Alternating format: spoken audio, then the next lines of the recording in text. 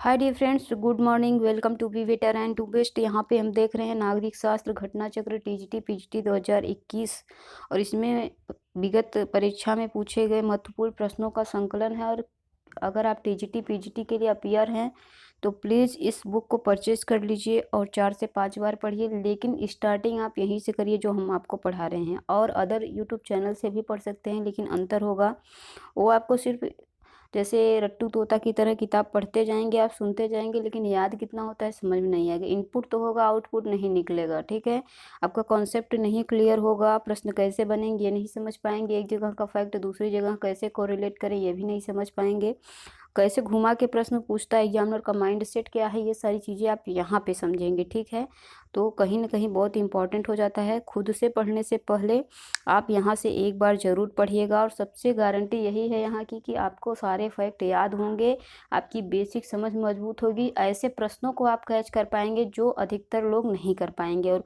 आपको भी पता है सिलेक्शन उसी को मिलता है जो कठिन प्रश्नों को कैच कर लेता है। बाकी सरल प्रश्न 115 तक तो सभी लोग पहुँच जाएंगे।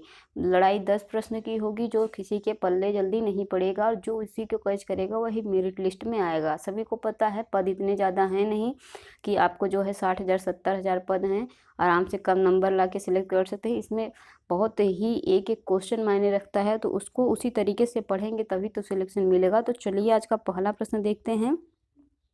पहला प्रश्न है, नोटा को मतदान में भारत की वोटिंग मशीन में कब शामिल किया गया? तो देखिए 2013 और 14 के चुनाव में जो नोटा है इसको शामिल किया गया भारत के वोटिंग मशीन में। सितंबर 2013 में सर्वोच्च न्यायालय ने देश के मतदाताओं को चुनाव में सभी प्रत्याशियों में से किसी को भी न चुनने के लिए मत देने का अधिकार प्रदान करते हुए निर्वाचन आयोग को सभी इलेक्ट्रॉनिक वोटिंग मशीनों में, जिसको ईवीएम कहते हैं, नोटा, ठीक है, none of the above, NOTA का फुल फॉर्म क्या होता है, नन ऑफ द एबव का बटन जो है उपलब्ध कराने का निर्देश दिया था। तभी से चुनाव के वोटिंग मशीन में, ठीक है, नोटा शब्द प्रयोग अनिवार्य रूप से प्रारंभ हो गया। देखिए ऐसा करने के पीछे उद्देश्य क्या था। कभी कभी रहता है ना कि 10 लोग चुनाव में खड़े हो गए, लेकिन 10 में से कोई भी योग्य नहीं है आपके अकॉर्डिंग, आपके अनुसार। तो फिर अगर नोटा नहीं होगा तो आपको मजबूरन 10 में से किसी ने एक को तो चुनना ही पड़ेगा। ठीक है, भले वह देश को बेच के खा जाए। तो इसीलिए नोटा को शामिल किया गया है कि मुझे नहीं लगता कि इन सभी नेताओं में से कोई भी हमारे देश की बागडोर संभालने के लायक है, इसीलिए इसको रखा गया है। अगला देखिए, भारत में प्रशासनिक सुधार आयोग का गठन कब हुआ? तो ये 1966 में हुआ है। इसकी पूरी डिटेल हम लोग यहाँ पे देखते हैं। भारत में प्रथम प्रशासनिक चुनाव आयोग, ठीक है, प्रशासनिक सुधार आयोग का गठन 5 जनवरी 1966 को किया गया। श्री मोरारजी देसाई इस आयोग के अध्यक्ष नियुक्त हुए थे, परंतु बाद में के हनुमंतैया को इस आयोग का अध्यक्ष बनाया गया था। तो 3 फैक्ट याद रखिएगा कब गठन हुआ था। 5 जनवरी 1966 को हुआ था। प्रथम अध्यक्ष कौन थे? मोरारजी देसाई थे, लेकिन बाद में हनुमंतैया को बनाया गया था। 3 फैक्ट आपके क्लियर हो गए होंगे। अन्य महत्वपूर्ण फैक्ट देखते हैं यहाँ पे। प्रशासनिक सुधार आयोग, जिसको एआरसी कहते हैं, एक समिति है, ठीक है। यह क्या है? एक प्रकार की समिति है जो भारत के लोक प्रशासन को और अधिक कारगर बनाने के लिए सुझाव देने हेतु भारत सरकार द्वारा नियुक्त की जाती है, कि भारत का जो लोक प्रशासन है उसको किस प्रकार से और मजबूत बनाया जाए और प्रभावशाली बनाया जाए, इसका यह क्या देती है? सुझाव देती है, सजेस्ट करती है, ठीक है। और इसकी नियुक्ति कौन करता है? सरकार करती है। इसको भी याद रखना है, भारत सरकार द्वारा इसकी नियुक्ति होती है। द्वितीय प्रशासनिक सुधार आयोग 31 अगस्त 1905 को बनाया गया, और इसके जो अध्यक्ष थे वीरप्पा मोइली थे। तो 3 नाम आपको याद होना चाहिए। फर्स्ट नाम क्या था? मोरारजी देसाई थे, और उसके बाद हनुमंतैया बने। फिर दूसरे समिति गठित हुई थी, द्वितीय प्रशासनिक सुधार आयोग, 31 अगस्त 2005 को, लगभग 15 साल पहले। इतना आप याद रखिएगा। तो वीरप्पा मोइली थे। चलिए अगला प्रश्न देखते हैं। ओम बुड्समैन, ओम बुड्समैन भारत का प्रतिमान है, ठीक है। ओम बुड्समैन का भारतीय प्रतिमान कौन होता है? तो लोकपाल होता है। तो ये आपके सिलेबस में है और 2015 की लेटेस्ट परीक्षा में पूछा गया प्रश्न है। और इसका गठन जो है 1809 में हुआ था। ये एक स्वीडिश संस्था है। क्या है? स्वीडिश संस्था।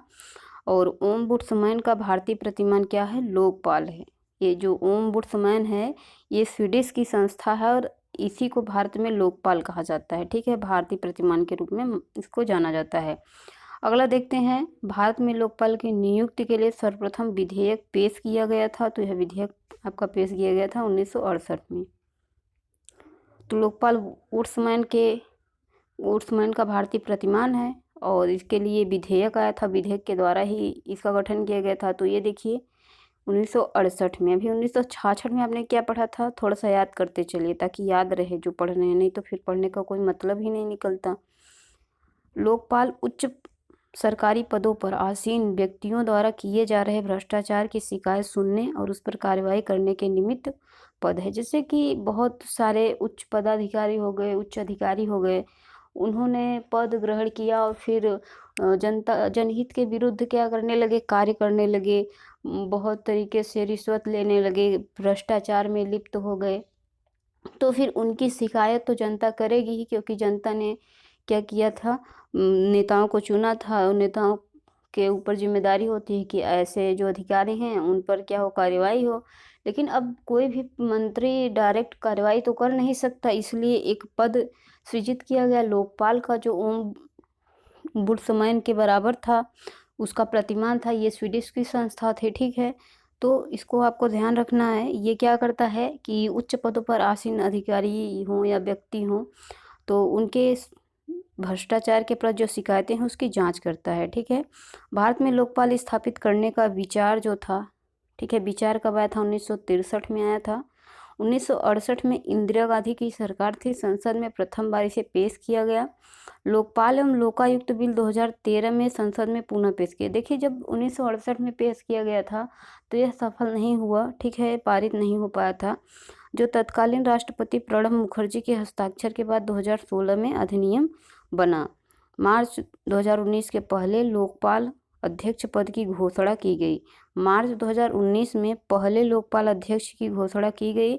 अब जरा सोचिए कि इसके अध्यक्ष कौन हो सकते हैं। प्रथम लोकपाल अध्यक्ष कौन थे, तो ये देखिए सुप्रीम कोर्ट के पूर्व न्यायाधीश, कौन से कोर्ट के, सुप्रीम कोर्ट के पूर्व न्यायाधीश पिनाकी चंद्र घोष हैं। कौन है, पिनाकी चंद्र घोष हैं। और ये लेटेस्ट है और आपके एग्जाम में यह प्रश्न आ सकता है कि लोकपाल अध्यक्ष पद की घोषणा कब हुई थी, 2019 में हुई थी, मार्च 2019 में। अब पूछा जाएगा कि प्रथम लोकपाल अध्यक्ष किसको बनाया गया, तो पिनाकी चंद्र घोष, ये सुप्रीम कोर्ट के पूर्व न्यायाधीश हैं, ठीक है। इस संस्था के अध्यक्ष के अतिरिक्त 8 अन्य सदस्य भी इसमें शामिल रहते हैं। इनकी अधिकतम उम्र कितनी होती है, 70 वर्ष होती है। कितनी होती है, 70 वर्ष। आपके एग्जाम में दे देगा 62 वर्ष, 55 वर्ष, 65 वर्ष दे देगा और 70 वर्ष दे देगा। तो अक्सर आपने देखा है 62 वर्ष, 65 वर्ष सुप्रीम कोर्ट के और हाई कोर्ट के न्यायाधीशों के बारे में। लेकिन अब वही दिमाग में गूंजता रहेगा। अगर इसको आप हाईलाइट करके अच्छे से नहीं समझेंगे, 70 वर्ष इनकी अधिकतम आयु है, कार्यकाल इनका क्या है, 5 वर्ष का है, तो इसको भी ध्यान रखना है। अन्य महत्वपूर्ण फैक्ट देख लेते हैं। स्वीडिश में जो हमने अभी स्टार्टिंग में देखा था, स्वीडिश में 1809 में संविधान के अंतर्गत ओम बुड्समैन की स्थापना करी गई थी। ये क्या है, एक समिति है, इसको भी ध्यान रखना है आपको। 1967 में 12 देशों ने यह संस्था स्थापित हो चुकी थी।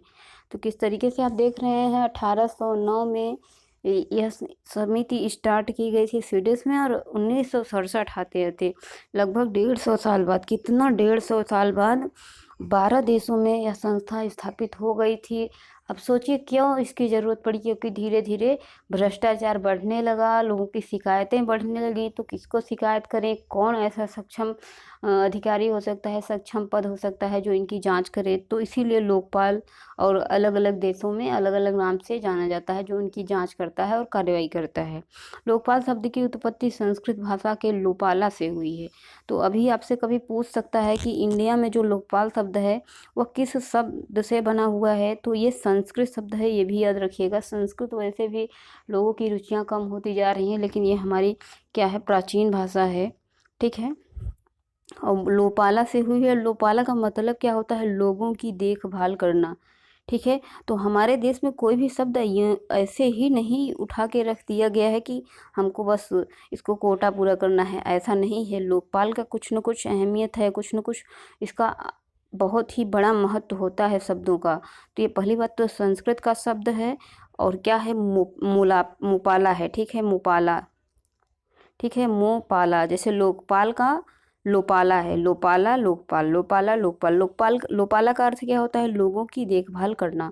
इसको अच्छे से याद कर लीजिए, बहुत ही इंपॉर्टेंट है। और भारत में लोकपाल बिल पास करने में समाज सेवी अन्ना हजारे की बहुत महत्वपूर्ण, जो अभी आपने सुना होगा कुछ वर्षों पहले अन्ना हजारे अनशन पर बैठे थे लोकपाल विधेयक, तो बहुत सारे लोगों को नहीं समझ में आ रहा होगा कि ये क्या है, क्या चीज़ है, लेकिन अब आपको समझ में आ जाएगा। इसी लोकपाल बिल के लिए वो बैठे थे, क्योंकि वो चाहते थे कि भ्रष्टाचार जो फैल रहा है उस पर अंकुश लगाया जाए, और जो इसमें अधिकारी हैं, जो कर्मचारी हैं उच्च पदों पर, उन पर जो है कार्रवाई की जानी चाहिए, क्योंकि ये जनहित के विरुद्ध कार्य कर रहे हैं। तो इसीलिए जो है इनकी बहुत महत्वपूर्ण भूमिका थी। और यहाँ पे देखिए, लोकपाल की तर्ज पर लोकायुक्त भी गठित किए गए। अब अभी तक तो आपने लोकपाल पढ़ा, अब ये लोकायुक्त क्या है?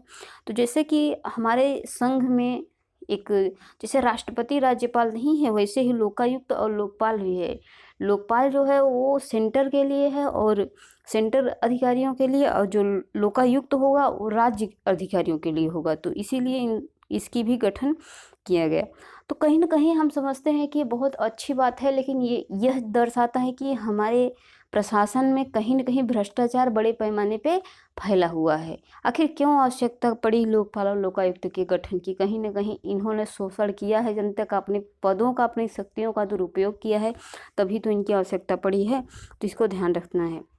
16 दिसंबर 2015 को वीरेंद्र सिंह को उत्तर प्रदेश का लोकायुक्त नियुक्त किया गया। तो यूपी की वैकेंसी है, यूपी टीजीटी पीजीटी, तो कभी ये भी प्रश्न बन सकता है। जो हम आपको टाइम दे के पढ़ा रहे हैं, कहीं न कहीं इससे प्रश्न बनना ही है।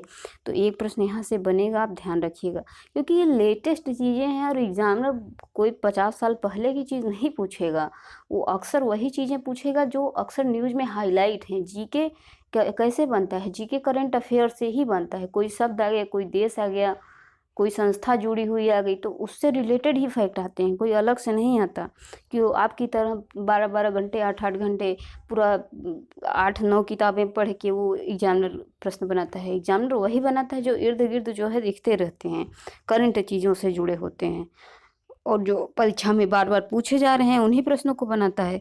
इस समय तक कुल 18 राज्यों में लोकायुक्त का पद का सृजन हो गया है। वैसे हमारे देश में पहले बताइए कि कितने राज्य हैं और कितने संघ राज्य हैं? तो अगर वर्तमान की बात करें तो 28 हमारे देश में राज्य हैं।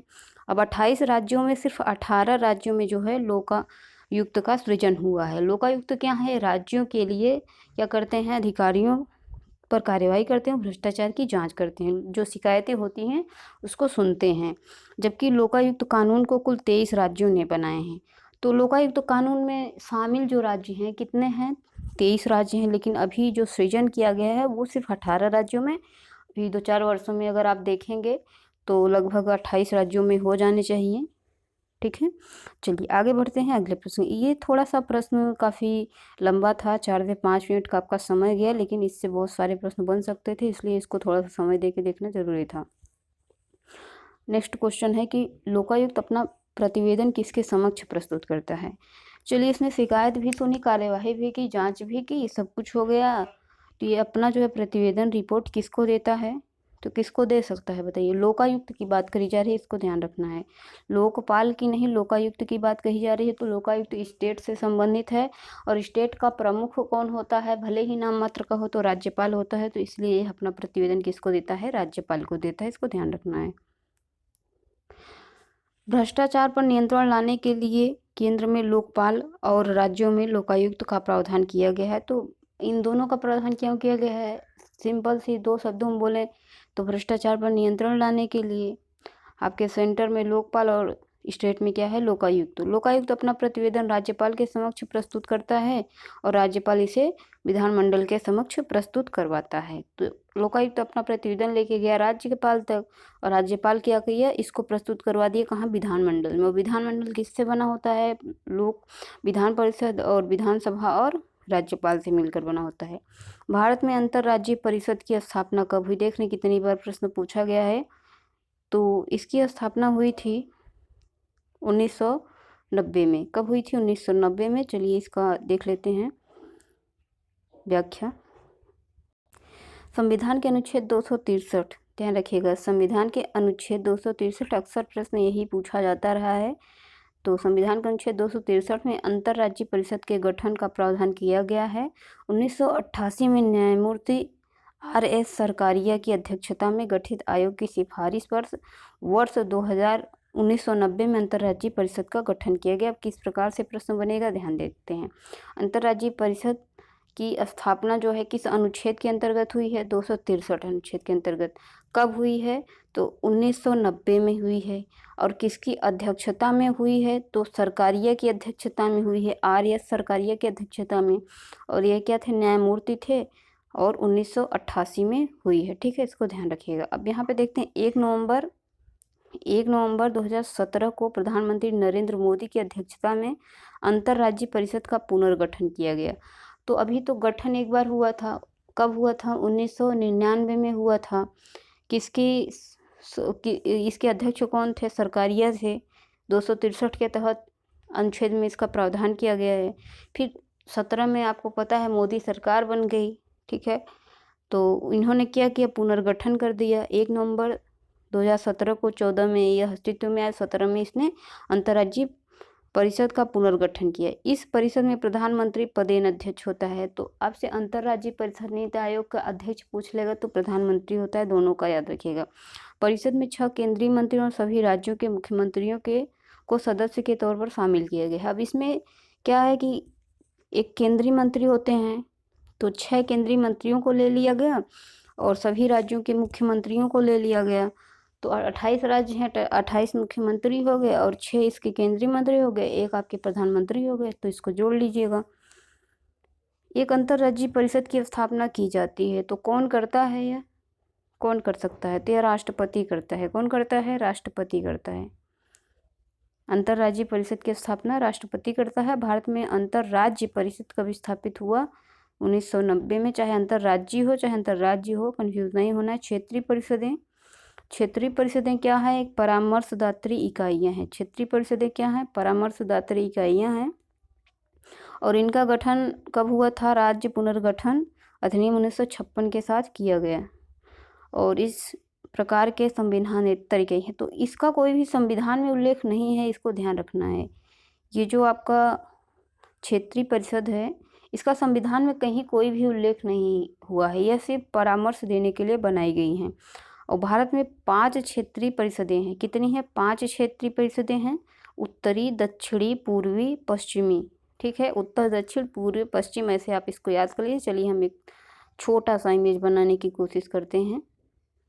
देखिए, अब देखिए, ये आपका उत्तरी हो गया, ये दक्षिणी हो गया, ये पूर्वी हो गया, ये आपका पश्चिमी हो गया। और ये क्या हो जाएगा, सेंटर हो जाएगा, मतलब केंद्र का। तो ऐसे ही आप इसको याद कर सकते हैं, कोई दिक्कत है नहीं इसमें। अब देखिए, केंद्रीय क्षेत्र में उत्तर प्रदेश और मध्य प्रदेश आते हैं। सेंटर में पहली बात तो अब ये इंपॉर्टेंट हो जाता है, यूपी MP कहाँ जाते हैं, सेंटर में। उसके बाद उत्तरी में कौन आ जाएगा, तो उत्तर में थोड़ा मैप पे जाइए, दिमाग में अपने भारत के मैप को लाइए। हरियाणा उत्तर में है, हिमाचल प्रदेश भी उत्तर में है, पंजाब भी उत्तर में है, राजस्थान, जम्मू कश्मीर भी उत्तर में है, दिल्ली और चंडीगढ़ ये सब उत्तर में ही आते हैं। अब अगर हम पूर्वी भारत की तरफ जाएंगे तो उसमें देखिए, बिहार पूर्वी तरफ आता है, पश्चिम बंगाल भी पूर्वी तरफ आता है, उड़ीसा हो गया, सिक्किम हो गया, ये पूर्वी तरफ आते हैं। पश्चिमी तरफ जाएंगे तो गुजरात आ जाता है, महाराष्ट्र आ जाता है, गोवा आ जाता है, दादर नगर हवेली आ जाता है, दमन दीव आ जाता है। तो मैप अगर आपको याद है तो रटने की आवश्यकता ही नहीं है आपको। दक्षिणी क्षेत्र में क्या आ जाता है, आंध्र प्रदेश आएगा, तमिलनाडु, कर्नाटक, केरला, पुदुचेरी आ जाएगा। तो इनको आपको ध्यान रखना है, ठीक है। एक बार मैप के साथ इसको अगर आप देखेंगे तो बहुत ही इम्पोर्टेंट चीज़ है, आपको याद भी हो जाएगी। इसके अलावा पूर्वोत्तर के साथ 7 राज्यों के लिए एक अलग पूर्वोत्तर क्षेत्रीय भी बनाया गया है, उसको भी हम देखते हैं। और ये जो क्षेत्रीय परिषदें होती हैं, इसका अध्यक्ष कौन होता है, तो संघ का गृह मंत्री। संघ का गृह मंत्री मतलब कहने का कि उत्तर प्रदेश का गृह मंत्री नहीं, ये सेंट्रल मिनिस्टर होता है गृह मंत्री, वो होता है संघ का, ठीक है। और प्रत्येक क्षेत्रीय परिषद में उस क्षेत्र के प्रत्येक राज्य का मुख्यमंत्री और 2 अन्य मंत्री भी शामिल होते हैं। तो कौन कौन होते हैं, मुख्यमंत्री भी शामिल होते हैं और 2 अन्य मंत्री भी शामिल होते हैं। अभी आपने पढ़ा था अंतर्राज्यीय परिषद में सभी राज्यों के मुख्यमंत्री, तो इसमें भी प्रत्येक राज्यों के मुख्यमंत्री होते हैं, 2 अन्य मंत्री भी होते हैं। लेकिन इसका अध्यक्ष प्रधानमंत्री नहीं, इसका अध्यक्ष कौन होता है? गृह मंत्री होते हैं, संघ का गृह मंत्री, इसको ध्यान रखना है। आपसे पूछ लेगा राज्य का गृह मंत्री, ऐसे ही कन्फ्यूजन करेगा, तो इसको भूलना नहीं है, बहुत ही इंपॉर्टेंट है। ऐसे ही परीक्षा में प्रश्न घुमाएगा, संघ का गृह मंत्री की जगह राज्य का गृह मंत्री देगा। अब आपने गृह मंत्री ही हाईलाइट करके रखा हुआ है, संघ और राज्य में तो डिफरेंट देखा ही नहीं है। तो यही तरीका होता है पढ़ने का, एग्जाम में कैसे भी प्रश्न घुमा दे उसको देखना है अच्छे से। ज्ञातव्य है कि अंतर्राज्यीय परिषद संविधान के 263 के तहत गठित एक संवैधानिक निकाय है। तो अभी आपने देखा 2 अंतर, एक बार और समझ लीजिए, क्योंकि परीक्षा में प्रश्न अगर कैच करने हैं जो अक्सर सब गलत करेंगे तो वो ऐसे ही बनेंगे, ध्यान से देखिएगा। एक क्षेत्रीय परिषद है और एक क्या है? अंतर्राज्यीय परिषद है। अब ये क्या है? इसका संविधान में कोई उल्लेख नहीं मिला है, लेकिन इसका मतलब कि एकदम बढ़िया से इसका उल्लेख मिला है अनुच्छेद 263 के तहत। तो ये संविधानिक निकाय है, संविधान में इसका बाकायदे प्रावधान किया गया है, लेकिन ये तो एक परामर्शदात्री है, इसका कोई भी उल्लेख नहीं किया गया है, इसको ध्यान रखना है। 2 अंतर है। आपसे 2 ही स्टेटमेंट बना के दे देंगे, क्षेत्रीय परिषद एक परामर्शदात्री परिषद है और इसका संविधान एक संवैधानिक निकाय है, दूसरे में दे देगा अंतर्राज्यीय परिषद। अंतर्राज्यीय परिषद जो है यह इसका ये एक असंवैधानिक संस्था या संविधानेतर संस्था है। पूछ लेगा कौन सा सही है कौन सा गलत है, दोनों सत्य हैं, पहला सत्य है, कोई भी सत्य नहीं है। तो सही बात है, कोई भी सत्य नहीं है, क्योंकि अपोजिट कर दिया। और आज का जो ट्रेंड है यही है कि तो दोनों फैक्ट दे देगा और क्या कर देगा, दोनों फैक्ट को उल्टा कर देगा। जिसमें होना चाहिए वो दूसरे में दे देगा, दूसरे का पहले में दे देगा, और लोग ध्यान देते नहीं और अक्सर गलत हो जाता है। तो ये भी ध्यान रखना है, प्रश्नों की यही प्रकृति है और ऐसे ही प्रश्न पूछे जाते हैं। 10 नंबर प्रश्न है कि भारत में राष्ट्रीय विकास परिषद कब गठित हुआ? तो ये गठित हुआ था 6 अगस्त 1952 में। अभी आपने क्षेत्रीय परिषद, लोकायुक्त, लोकपाल पढ़ा, अंतर्राज्यीय परिषद पढ़ा, अब हम आ गए हैं राष्ट्रीय विकास परिषद पे। और ये राष्ट्रीय विकास परिषद 6 अगस्त 1952 को गठित हुआ। तो थोड़े से फैक्ट इसमें ज़्यादा हैं, रटने की कोशिश मत करिए, 2-3 बार पढ़िए, समझने की कोशिश करिए, कोरिलेशन बनाइए, तो समझ में आपको आ जाएगा। जैसे अभी हमने आपको क्षेत्रीय परिषद और अंतर्राज्यीय परिषद को समझाया, लोकायुक्त और लोकपाल को समझाया, ठीक वैसे ही इसमें उनमें भी डिफरेंट करके पढ़ेंगे तो अपने आप चीज़ें क्लियर होती चली जाएंगी। तरीका सीखिए पढ़ने का, रटने से और 18 बार पढ़ने से नहीं याद होता है, वो खुद को जस्टिफाई और मूर्ख बनाने वाली बात होती है। हमने पढ़ लिया है फिर भी हम क्यों नहीं सेलेक्ट हुए? क्योंकि हमको जैसे पढ़ना चाहिए वैसे हमने पढ़ा ही नहीं, दिक्कत यही है। अब इसका व्याख्या देखते हैं। भारत में राष्ट्रीय विकास परिषद का गठन वही चीज़ है कि 6 अगस्त 1952 में हुआ था। मतलब हमारा देश आज़ाद हुआ, 5 साल बाद क्या बनाया गया? राष्ट्रीय विकास परिषद का गठन हुआ। तो अब इसको बहुत ज़्यादा डेट याद करने की ज़रूरत है ही नहीं, क्योंकि हमारा देश 1947 में आज़ाद हुआ। 47 में 5 अगर आप जोड़ दोगे तो 52। अब किसको नहीं याद है कि हमारा देश कब आज़ाद हुआ? सभी को याद है, 5 साल जोड़ दीजिए। अब 52, 53 ये सब रटने की तो आवश्यकता ही नहीं, थोड़ा सा उसको जोड़ के पढ़ेंगे तो ज़्यादा अच्छा रहेगा। इसका उद्देश्य क्या होता है? योजना निर्माण में राज्यों की भागीदारी सुनिश्चित करना। तो जो योजनाएं निर्माण होती हैं उसमें राज्यों की कितनी भागीदारी होनी चाहिए उसको ये सुनिश्चित करता है। भारत का प्रधानमंत्री परिषद का अध्यक्ष होता है, ठीक है। अब देखिए, अभी भारत का प्रधानमंत्री किसका अध्यक्ष था? नीति आयोग का था, अंतर्राज्यीय परिषद का था। अब यहाँ पे जो राष्ट्रीय विकास परिषद है इसका भी यही अध्यक्ष हुआ है। योजना आयोग का सचिव कौन होता है?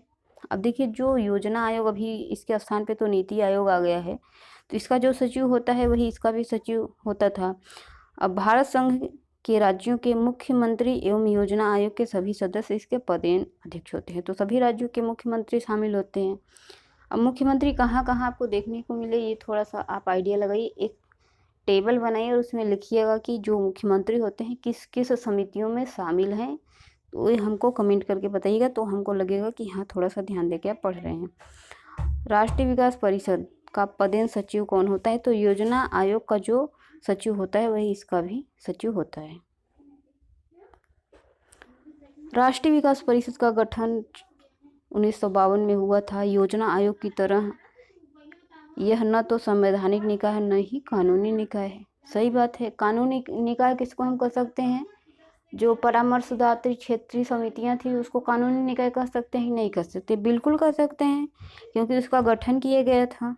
ठीक है, तो ये न कानूनी है न संवैधानिक है। इसका अध्यक्ष फिर भी प्रधानमंत्री होता है। राष्ट्रीय विकास परिषद का पदेन सचिव योजना आयोग का सचिव होता है। थोड़ा सा इसको विस्तार से देखते हैं कि इसका प्रमुख उद्देश्य क्या है। सबसे पहला उद्देश्य क्या है? योजनाओं के निर्माण में राज्यों का सहयोग प्राप्त करना, देश में संसाधनों को बढ़ाने का प्रयास करना, सामूहिक रूप से आर्थिक नीतियां बनाना व लागू करना, संतुलित व तीव्र विकास करना। अब देखिए इस परिषदें के मुख्य कार्य क्या होते हैं?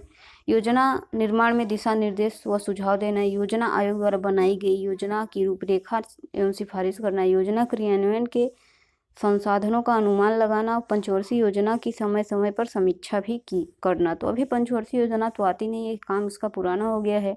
और योजना के निर्धारण के लक्ष्यों को प्राप्त करना, तो अभी ऐसा कुछ भी नहीं है कि कोई लक्ष्य बनाया गया हो, निर्धारण, ये सब नहीं है। योजना आयोग ही खत्म हो गया है, तो उसका कोई अस्तित्व ही नहीं है। 12 नंबर प्रश्न है कि निम्नलिखित में से कौन सा एक संवैधानिक निकाय नहीं है? तो इसमें नीति आयोग संवैधानिक निकाय नहीं है, जिसको योजना आयोग के नाम से भी जानते हैं। ये संविधानेतर इकाई है। ठीक है, संविधान में कोई इसका उल्लेख नहीं मिला है। तो कौन कौन सी हो गई? क्षेत्रीय परिषदें हो गई, संविधानेतर हो गई आपकी, और आपका नीति आयोग या योजना आयोग, ये संविधानेतर हो गए। संविधान में कोई भी इसका उल्लेख नहीं मिला है। तो वही 1 जनवरी को गठित हुई थी, इसी के बारे में कहा गया है, और इसका अध्यक्ष प्रधानमंत्री होता है। निम्नलिखित में से कौन संविधानेतर है?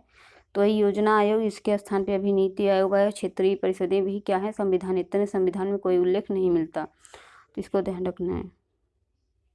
अब देखिए ये जो राष्ट्रीय भारत परिवर्तन संस्था की स्थापना 1 जनवरी 1900, अब इसका एक फुल फॉर्म आप लोग ध्यान देखिए, national institute for transforming India, अर्थात राष्ट्रीय भारत परिवर्तन संस्था। राष्ट्रीय भारत परिवर्तन, अभी तक तो छोटे से लेके बड़े एग्जामों में कभी कभी पूछ लिया है, एकदम हलवा टाइप का क्वेश्चन कि नीति का फुल फॉर्म क्या होता है?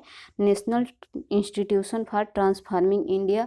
अरे भैया, जब यही हिंदी में दे देगा ना तो परेशान कर देगा आपको एग्जाम में। तो राष्ट्रीय भारत परिवर्तन संस्था को याद रखना है। अध्यक्ष कौन होता है? प्रधानमंत्री होता है। वर्तमान नरेंद्र मोदी हैं, क्योंकि वही प्रधानमंत्री हैं। इसके मुख्य अधिकारी कौन है? अमिताभ कांत हैं, सीईओ। और यहाँ पे देखिए इसकी गवर्निंग काउंसिल में राज्यों के मुख्यमंत्री और केंद्र शासित प्रदेशों, जहाँ विधानसभा है वहाँ के मुख्यमंत्री, तथा जहाँ विधानसभा नहीं है वहाँ के राज्यपाल शामिल होते हैं। 14 में क्या दिया गया है कि निम्नलिखित में से कौन सा एक संवैधानिक निकाय नहीं है? नीति आयोग नहीं है, ध्यान रखिएगा आप लोग। बाकी चुनाव आयोग, संविधान में इसका उल्लेख है, यूपीएससी का भी है, वित्त आयोग का भी है। तो जिसका संविधान में उल्लेख किया गया है वो संवैधानिक हो जाएगी, जिसका कोई उल्लेख नहीं है संविधानेतर हो जाएगी। अध्यक्ष कौन है? नरेंद्र मोदी हैं। 17 का प्रश्न है, निम्नलिखित में से कौन संवैधानिक संस्था नहीं है? संघ लोक सेवा आयोग, राज्य लोक सेवा आयोग। तो इसका आप संविधान के अनुच्छेद पढ़े होंगे तो आपको याद होगा, संविधान में इनका उल्लेख मिलता है। तो आपका काम है कि सबसे पहले आप देखिए कि कहाँ कहाँ पे इसका उल्लेख मिला है। वित्त आयोग का भी है, नीति आयोग का नहीं मिला है। देख रहे हैं 2017 का ही क्वेश्चन है। योजना आयोग का अध्यक्ष प्रधानमंत्री होता है। योजना आयोग का अध्यक्ष प्रधानमंत्री होता है। इसमें योजना आयोग के विषय में क्या सत्य नहीं, ये संविधान में अंकित है, गलत है, यही इसमें गलत है। सरकार की एक आदेश से बनाया गया है। 50 में इसका गठन हुआ था। अध्यक्ष प्रधानमंत्री होता है। बाकी इसमें सब कुछ आपको बता दिया गया, कोई अलग से तो है नहीं जो आपको बताया जाए। अगला जो प्रश्न है चलिए उसको देख लेते हैं। भारत में प्रथम पंचवर्षीय योजना का कार्यकाल कब से कब तक रहा? 51 से 56 तक रहा है। जवाहरलाल नेहरू का समय था, इसको ध्यान रखना है। और इसमें कृषि पर ज़्यादा जोर दिया गया था। प्रधानमंत्री इसका पदेन अध्यक्ष होता है। और ये जब प्रश्न पूछा गया था तो 2009 में 13वीं पंचवर्षीय योजना थी। सामुदायिक विकास कार्यक्रम, एक देखिए यहाँ से नया टॉपिक स्टार्ट हो गया, और ये 52 में किया गया था। 52 में और क्या मिला आपको? अभी 52 में कुछ और मिला था ना, राष्ट्रीय विकास परिषद मिला था, ध्यान रखिएगा। सामुदायिक विकास कार्यक्रम 2 अक्टूबर, गांधी जी के जन्मदिन पर, स्वतंत्रता के 5 साल बाद सामुदायिक विकास कार्यक्रम, राष्ट्रीय विकास कार्यक्रम जो हैं चलाए गए थे।